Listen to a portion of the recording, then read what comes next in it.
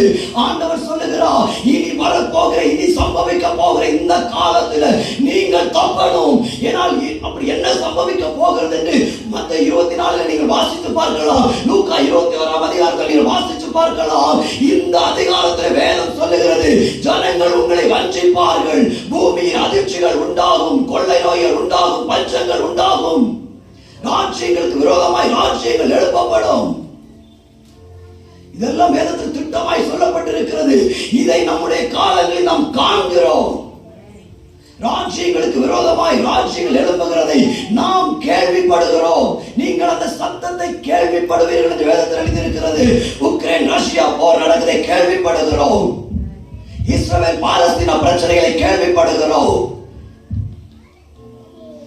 மத்திய கிழக்கு நாடுகளில் நடக்கிற யுத்தங்களை நாம் கேள்விப்படுகிறோம். யுத்தங்களின் செய்திகளை நீங்கள் கேள்விப்படுவீர்கள்.